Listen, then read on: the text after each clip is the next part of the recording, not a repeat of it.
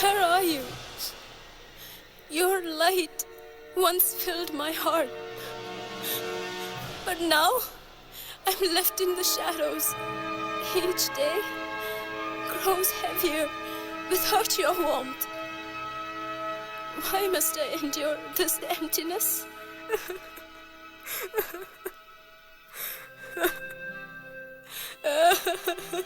The world is burning, and I feel your absence like a wound. Will you return and bring life back to this desolate earth?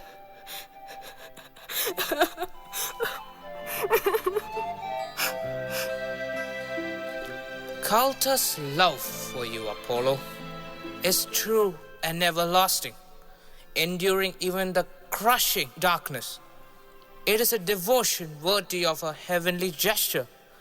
To honor this pure fidelity, I will turn her into a flower, the calendula. It will be an eternal testament to her devotion, always turning its face to you when your light shines, and bowing its head in sorrow when you disappear. It will be a living symbol of her endless love, forever seeking the sun.